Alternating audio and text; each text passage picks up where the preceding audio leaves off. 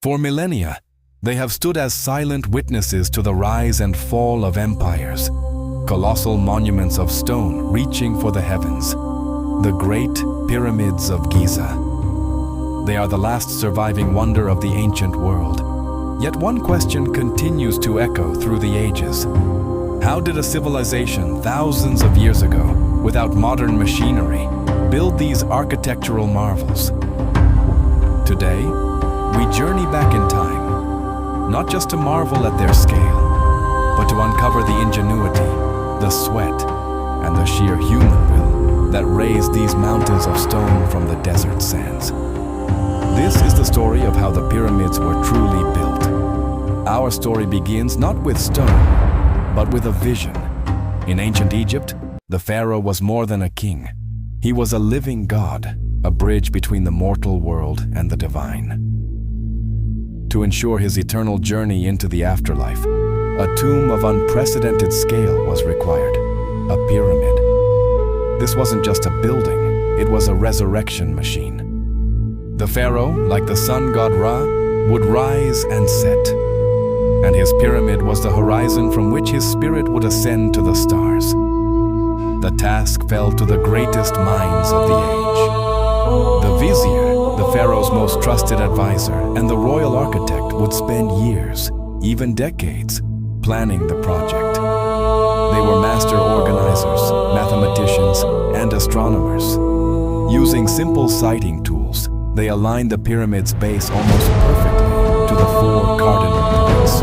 Every angle, every chamber, every passageway was meticulously designed, recorded on papyrus scrolls. The location was chosen with care, on the west bank of the Nile, the land of the setting sun and the dead, and on a solid rock plateau capable of supporting millions of tons of stone. The blueprint for eternity was drawn, but a vision needs material.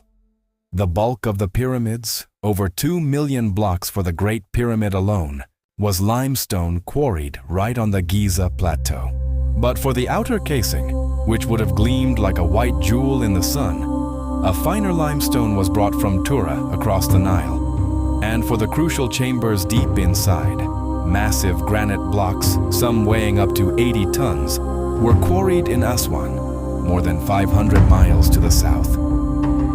How did they cut these massive stones with such precision?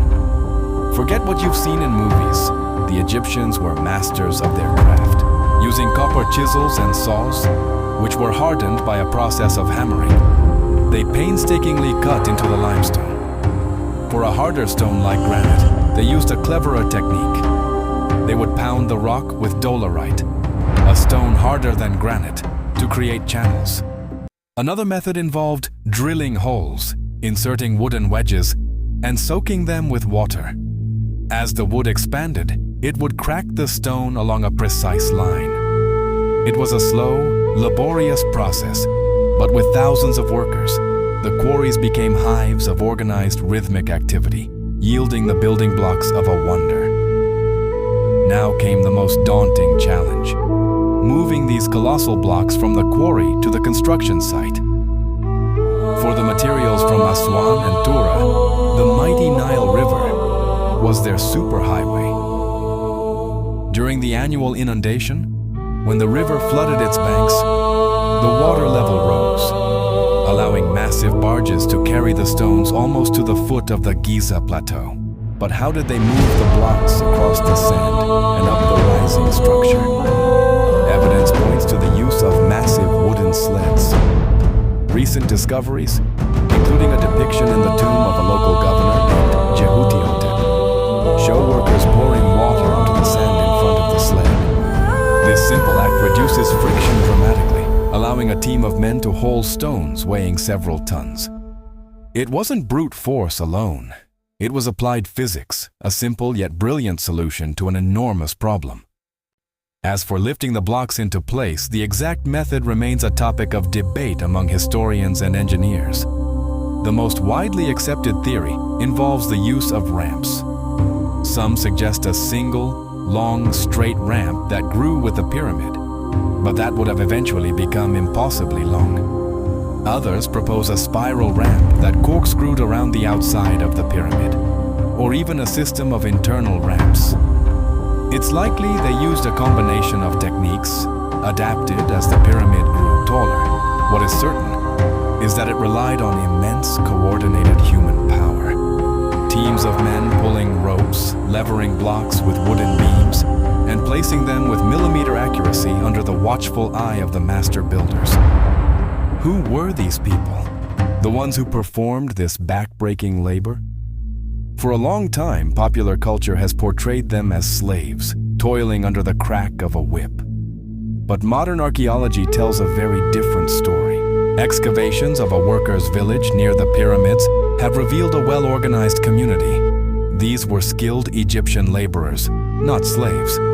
They were housed, fed a diet rich in protein from bread, beer, and fish, and received medical care. Tomb inscriptions show they were organized into teams, or phyles, with names like the Friends of Khufu or the Drunkards of Menkaure. They were proud of their work, building for their god king and their country. This was a national project, a form of taxation or civil service that united the society. It was a testament to what people can achieve when working together towards a common, monumental goal. Beyond the engineering, we must remember the pyramid's soul. It was a sacred space. As workers on the outside laid the final casing stones, artisans deep inside were completing the burial chamber. This wasn't just a tomb, it was a model of the cosmos. The corridors were aligned with stars, and the hieroglyphs on the walls were spells from the Book of the Dead, designed to guide the pharaoh's soul through the underworld and ensure his rebirth. The pyramid was a gateway, a sacred machine connecting earth to the heavens, and ensuring the cyclical order of the universe, what the Egyptians called Maat. It was the ultimate expression of their faith, their culture, and their understanding of life, death, and eternity. Today, the work of discovery continues.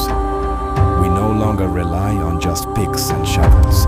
Archaeologists use ground-penetrating radar, satellite imagery, and advanced 3D scanning to peer inside the pyramids without moving a single stone. In 2017, a project called Scan Pyramids used particle physics to detect a massive, previously unknown void inside the Great Pyramid, a discovery that has sparked new theories about its construction and purpose. Drones fly over the plateau, giving us perspectives the ancient Egyptians could only dream of, revealing the vast scale of their quarrying and city planning. Each new discovery chips away at the remaining mysteries, replacing speculation with evidence, and deepening our respect for these ancient engineers. So, how were the pyramids built? They were built not by aliens or a lost technology, but by human beings. They were built with vision, with brilliant planning, and with an incredible understanding of logistics, mathematics, and physics. They were built with the sweat and skill of tens of thousands of dedicated workers who took pride in creating a monument for the ages. The pyramids are more than just a pile of stones in the desert. They are a monument to human ingenuity, social organization, and the power of a shared belief. They remind us that with a bold vision and the will to work together, we are capable of achieving the impossible. Thank you so much for joining us on this journey back in time. If you found this as fascinating as I did, please give this video a like and subscribe to Jimmy Edward S. History for more deep dives into the stories that shaped our world. Let us know in the comments what ancient mystery you'd like us to explore next. Until then, keep questioning.